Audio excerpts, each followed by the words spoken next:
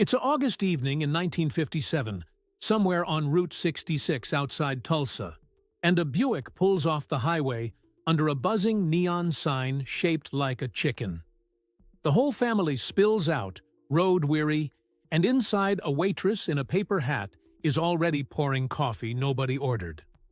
Somewhere on this list is the roadside meal so tied to one stretch of highway that when the road moved, the dish died with it. Number 3 was the plate that truckers and senators ordered off the very same menu, and they all agreed on it. The folks who wrote the old travel guides, the ones who mapped where to stop and eat, knew these places by heart. Most are gone now. Let's drive them back to life, counting down from 25. For roughly 40 years, from the 1920s when the automobile opened, up America to the late 1960s when the interstates bypassed the small towns, the roadside meal was its own kind of magic. You stopped because you were hungry and far from home, and a stranger fed you something local and warm. A gentle note before we pull out. A few of these older roadside operations ran in an era before modern food safety inspection was widespread, and historians and the FDA alike have noted how uneven things could be. So where it matters, I'll mention it plainly, not to alarm you, just to keep the history honest. If the hum of old neon and the smell of a roadside griddle stirs something in you, tap subscribe and ride along, because we travel this kind of lost America every week. Now, foot on the gas. Number 25. The roadside orange juice stand cup. Cold, bright, sweet, pulpy. Along the Florida and California highways of the 1930s and 1940s, giant orange-shaped stands sold fresh squeezed juice to sun-baked travelers for a dime. Around $2 now. You'd pull over, and a kid would hand you a paper cup of juice squeezed right there, while citrus crates stacked up behind. It was the taste of arrival, of finally reaching the warm states. Those big orange domes dotted the roads for decades. They faded as bottled juice and chain convenience took over, and only a handful of the giant orange stands survive as roadside curiosities. But that first cold gulp told a whole carful of kids they'd made it to paradise. Number 24. The fried clam plate. Crispy, golden, the briny snap of the sea in a paper boat. Up along the New England coast roads, starting around 1916, when a Massachusetts man named Lawrence Woodman is credited with first frying clams in his roadside stand, this became the Seaside Drive's signature meal. Whole belly clams dipped in batter, fried crackling, served with tartar sauce for around 50 cents by mid-century, maybe $7 today. Summer travelers lined up at the clam shacks. It was the reward at the end of a long coastal drive. The genuine roadside clam shack has thinned out, squeezed by chains and rising shore rents. But a few hang on, and that hot, salty crunch is still the taste of a New England summer that's slipping away. Number 23. The root beer stand mug. Frosty, foamy, that cold ceramic mug sweating in your hand. From the 1920s on, drive-in root beer stands sprang up along American roads, where car hops brought trays of icy root beer in heavy frosted mugs right to your window for a nickel. The mug came so cold it stung your fingers, the foam tickling your nose. Families pulled in just for that, the kids in the back seat bouncing. These stands were everywhere by the 1950s. Most vanished as the car hop drive-in faded and fast food took the corner lots. And the frosted mug at your car window is a vanished little ritual now. A few chains keep the memory alive, but the small independent stand, with its hand-painted sign, mostly drove off into history. Number 22. The hot roast beef sandwich. Open-faced. Steaming, glossy with gravy, soaking into white bread under a mountain of sliced beef. This was the diner and truck stop plate of the 1940s and 1950s. Slices of roast beef piled on bread, smothered in brown gravy with a scoop of mashed potatoes alongside, all for around 75 cents, close to $9 now. Truckers loved it because it was hot, heavy, and stuck with you through the night miles. It was honest road food. It survives in old-school diners here and there, but the genuine article, carved from a real roast in the back, has mostly given way to the deli-sliced shortcut. Hold that gravy in your mind, because the next stop carried a whole region's name. Number 21. The Made-Right Loose Meat Sandwich. Crumbly, savory, steaming, not quite a burger, and all the better for it. In Iowa and the Midwest, starting in 1926 in Muscatine, the loose meat sandwich was seasoned ground beef cooked loose, never pressed into a patty, scooped onto a bun with mustard, onion, and pickle. You ate it with a spoon because it fell apart, and that was the joy. It cost a nickel in the early days. Generations of Iowa families stopped at the Roadside Made-Right on every trip. A handful of those stands still stand, proud and unchanged, but across most of America, the loose meat sandwich is a mystery nobody's heard of, a regional treasure that never left home. Number 20. The Stuckey's Pecan Log Roll. Sweet, chewy, nutty, wrapped in cellophane at the cash register. From 1937 onward, the Stuckey's roadside chain, with its bright teal roofs, lined the southern highways, and the pecan log roll, a nougat center rolled in caramel and Georgia pecans, was the thing every family bought before getting back in the car. It cost a quarter or so. Kids begged for it the moment the teal roof appeared on the horizon. Stuckey's was the great American pit stop for decades, hundreds of them. The interstates and changing travel habits gutted the chain, and though a few survive and the brand has tried comebacks, that roadside ritual, the teal roof, the pecan log, has largely faded into memory. We're at 20, and the next leg of the trip gets richer. Number 19. The Howard Johnson's Fried Clam Strips and Ice Cream. Crispy clams, then 28 flavors of ice cream under one orange roof. From the late 1920s through the 1970s, the orange-roofed Howard Johnson's was the most reliable family stop in America. And the menu meant fried clam strips, frankfurts grilled in butter, and that famous lineup of 28 ice cream flavors. A family meal ran a few dollars by the 1960s. It was clean, predictable, and a parent's relief on a long drive. At its peak, there were over 1,000. The chain collapsed almost completely by the 2000s, and the last true Hojo restaurant closed years ago. The orange roof, once the most recognized roadside sight in the land, is simply gone, and a whole generation aches for it. Number 18. The Wigwam Village Chili Bowl. Hot, smoky, served inside a concrete teepee along the desert highways. The wigwam villages, built starting in 1933, were roadside motor courts shaped like giant teepees, and the attached cafes served simple road fare, chili and burgers and coffee to travelers crossing the Southwest. A bowl of chili was a quarter or so. It was kitsch and comfort together, the kind of place a road trip family never forgot. Most of the wigwam villages are gone, with only a couple surviving as nostalgic landmarks today. The chili was nothing fancy, but eating it inside a concrete teepee under the desert stars was the kind of roadside wonder the modern highway erased. Number 17. The automat sandwich behind the little glass door. Cool, neat, dropped behind a chrome and glass window that popped open when you fed it nickels. The horn and hard art automats, big in New York and Philadelphia from the early 1900s into the mid-century, weren't quite roadside, but they fed countless travelers passing through the cities, with sandwiches, pies, and baked beans waiting behind rows of little glass doors. A sandwich was a few nickels. You'd drop your coins, the door clicked open, and lunch was yours, no waiter needed.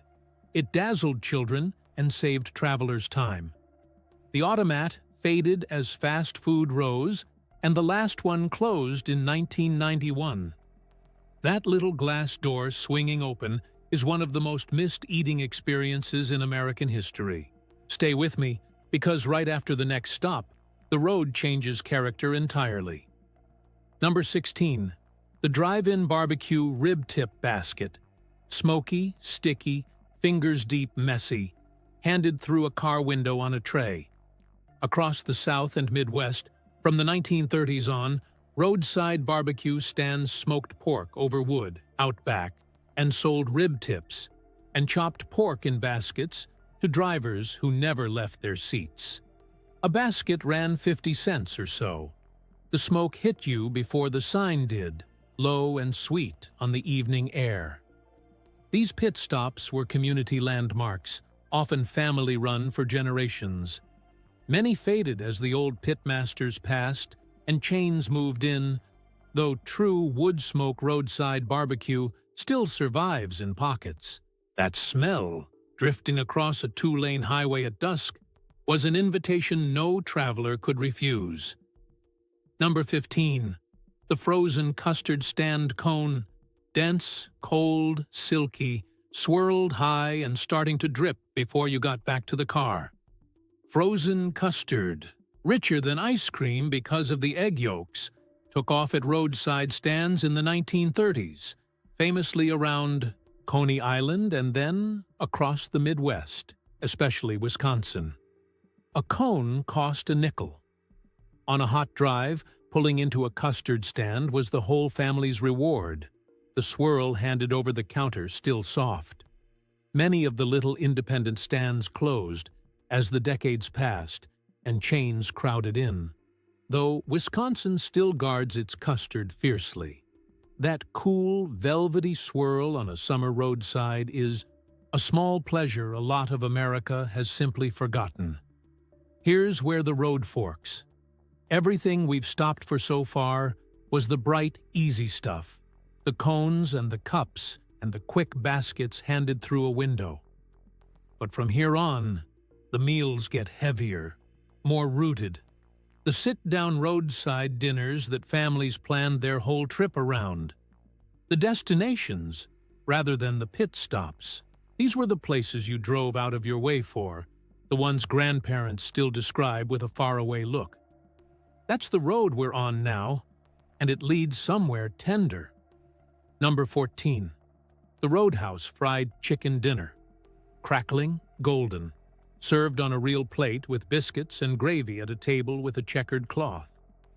Along the rural highways from the 1920s through the 1950s, the Roadhouse was where a traveling family stopped for a proper hot supper, and fried chicken was the centerpiece, soaked in buttermilk, fried in a heavy skillet, piled with mashed potatoes and green beans cooked all day.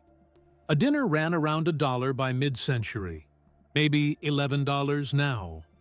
It was Sunday dinner served to strangers on the road.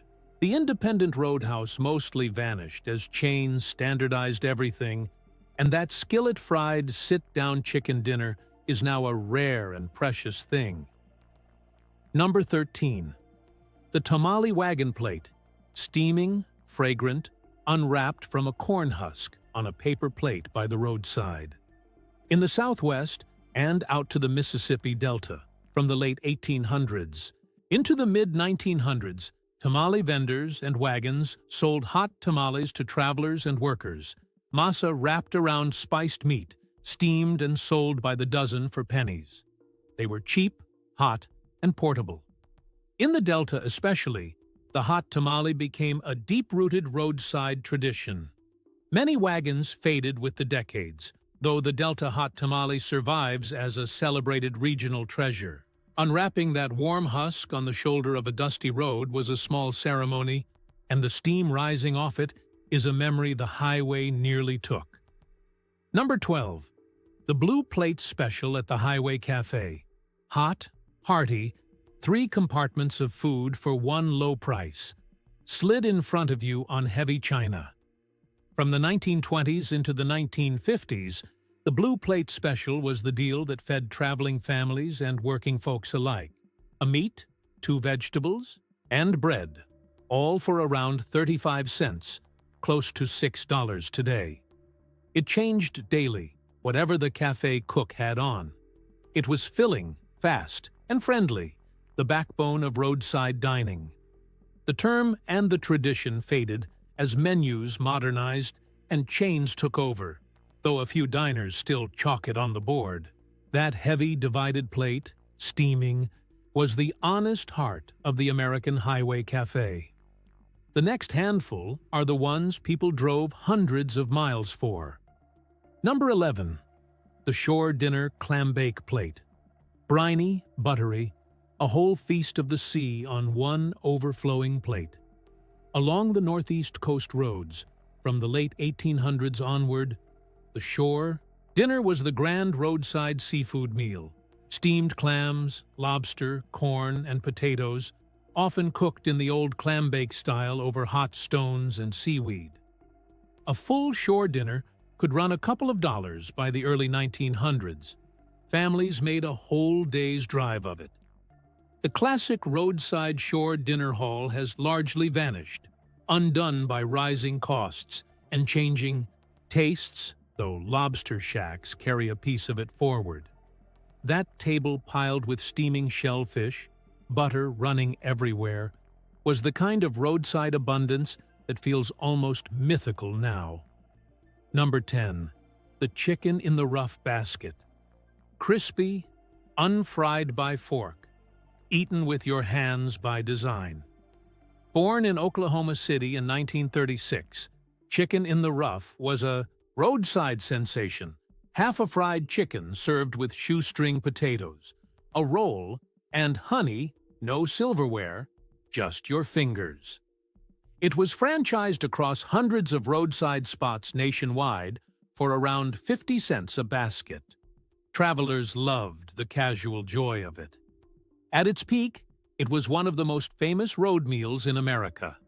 It faded almost completely as the franchise empire collapsed, and only a rare restaurant still serves it under the old name. The whole carefree idea of it, eating fried chicken with your hands on the road, was once a coast-to-coast craze that simply melted away. Number 9. The drive-in foot-long hot dog. Snapping, juicy, draped in chili and onions, longer than the bun, and proud of it. At roadside drive-ins from the 1920s through the 1950s, the foot-long hot dog was the showpiece, grilled until it snapped, loaded with chili, mustard, and onions, handed out at the car hop window for a dime or 15 cents. Kids stared at the sheer length of it. It was theater and supper at once. The independent drive-in that served it has mostly disappeared, paved over for parking lots and chains. That snapping, overloaded foot-long, eaten in the front seat with the windows down, was a roadside joy that the interstates left behind. We're closing in on the top, and the next stops are the ones that hurt to lose. Number 8. The Pie and Coffee Counter Slice. Flaky, towering, sliced from a glass case and set down with a bottomless cup of coffee. Every highway diner and truck stop, from the 1930s through the 1960s, lived and died by its pie, real fruit and cream pies baked in the back overnight. A slice for 15 cents with coffee thrown in. Truckers chose their stops by the pie. It was the small luxury at the end of a hard drive, the wedge of warmth before the next 300 miles. Genuine made-from-scratch diner pie has grown scarce as suppliers replace the backroom baker. That tall slice under the glass dome, with the coffee never running dry, was the soul of the American road, and we let it slip away. Right after the next stop, we pull over for a long, hard look. Number 7. The Truck Stop Chicken Fried Steak. Crispy, smothered, the size of the plate, drowned in peppery cream gravy. Across the highways of Texas and the West, from the 1930s on, the chicken fried steak was the trucker's reward. A tenderized beef cutlet breaded and fried like chicken, blanketed in white gravy, with mashed potatoes filling the rest of the plate, all for around $1 by mid-century. It was enormous, cheap, and filling, exactly what a long-haul driver needed. The great independent truck stop diner has been squeezed hard by chains and fuel plaza food courts. Real chicken fried steak survives, but the genuine roadside truck stop that built its name on it is fading fast, taking a whole culture of the road with it. Let's pull over here, because the truth under this list is hard. Every one of these places was a stranger choosing to feed you. You rolled in tired and far from home, and someone you'd never met handed you something hot and made you welcome for an hour. That's what the interstates and the chains really took. Not just the clam shacks and the orange roofs and the teal-roofed pecan stands, but the whole idea that the road was full of small, particular places run by real people who'd remember your face if you came back. We traded that for sameness, for the comfort of knowing the next exit's burger tastes like the last one. That's the quiet grief sitting underneath every stop on this list. Number 6. The roadside chains of the early road. The ones we remember with complicated hearts. Some roadside chains of the early 20th century traded in painful, racist imagery that we rightly reject today, and historians study them precisely so we don't forget that side of the road. I name this only to be honest, because the roadside past wasn't all warm neon. The food at countless segregated highway stops also reminds us that for black families traveling America before the 1960s, the roadside meal could mean danger and refusal, which is why the Green Book guides existed to map where they could safely stop and eat. The vanished roadside isn't only nostalgia. For many, its passing was a mercy, and that belongs in the story too. Number 5. The Nut Tree Roadside Restaurant Plate. Fresh, bright, served with fruit and a toy train running by. Out on the California highway between San Francisco and Sacramento, the Nut Tree grew from a 1921 fruit stand into a beloved roadside destination, famous for fresh California produce, fruit-studded dishes, fresh baked breads, and even a little railroad and airstrip for travelers. A family meal there felt like an event. It ran for decades as the must-stop on that drive. It closed in 1996, and though pieces have been revived, the original roadside wonderland is gone. The Nut Tree was proof that a highway stop could be a destination of pure delight, and its closing felt like losing a friend the whole state had known. Number 4. The Car Hop Drive-In Cheeseburger and Shake, served on a window tray. Sizzling, dripping, with a thick malt sweating beside it, brought to your car by a waitress on roller skates. The Car Hop Drive-In defined the 1950s American roadside. The burger grilled fresh, the shake hand-spun, the whole meal clipped to your car door window for around 50 cents. Teenagers courted there, families ate there, and the whole scene glowed under neon. It was freedom and supper in one. The classic independent car hop drive-in has nearly vanished, paved into history by fast food efficiency. That tray hooked on a rolled-down window, the malt and the burger and the warm summer night, is one of the most mourned scenes in all of American road life. The top 3 now, and these are the ones that truly defined the road. Number 3. The Harvey House Railroad and Highway Dinner. Elegant, hot, served on white linen by a sharply dressed Harvey girl. The same plate a senator and a trucker both ordered. Starting in 1876, Fred Harvey built a chain of dining houses along the railroads and later the roads of the West. And they did something the frontier had never seen. They served fresh, well-cooked, civilized meals to travelers in the middle of nowhere. A full dinner, soup to pie, ran around 75 cents. Real money then, but a true bargain for the quality. The Harvey girls, young waitresses recruited from back east, brought order and grace to the rough West, and travelers of every rank ate the same fine plate, side by side. That's the part that stays with me. On the Harvey house table, the lawmaker and the laborer were equals for an hour. The chain faded as rail travel declined through the 20th century, and most Harvey houses closed, though a few buildings survive as landmarks. They civilized the American journey, and when they closed, something gracious about traveling closed with them. Number 2. The Route 66 Mom-and-Pop Cafe Blue Plate.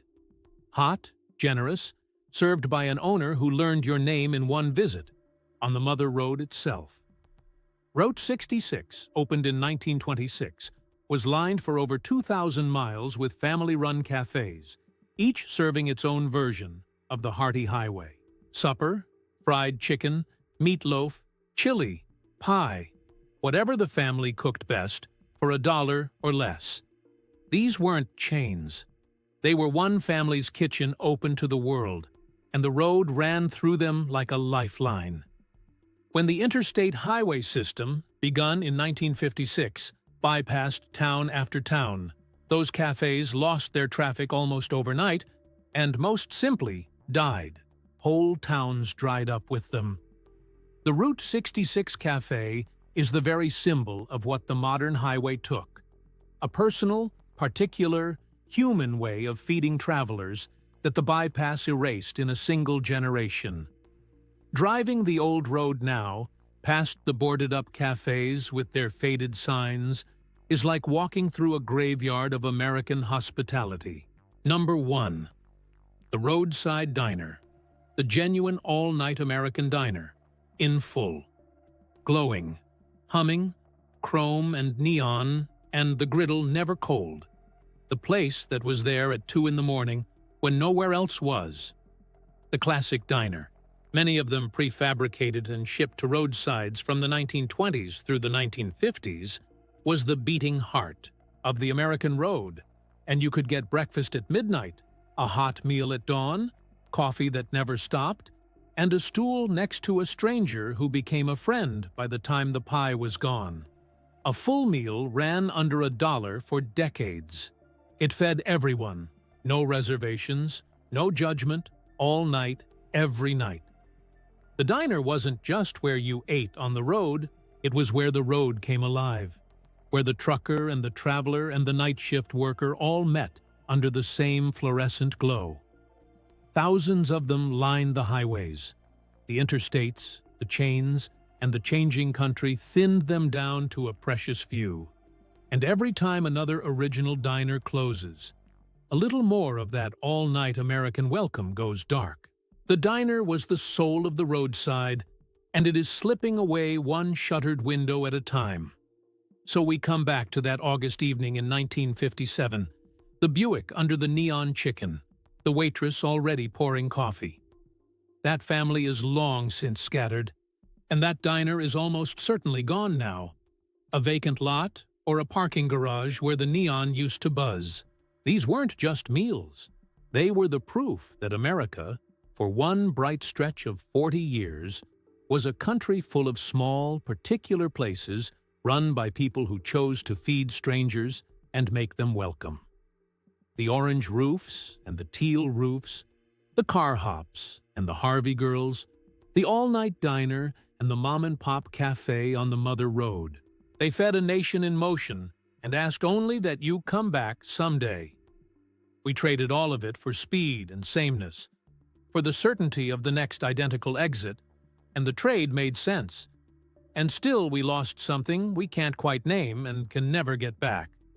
So tell me, down in the comments, which of these roadside stops your family pulled into which sign you watched for from the back seat with your nose against the glass. And if you know someone who remembers the old road, the real road, before the interstate took it, share this with them and let them ride it one more time.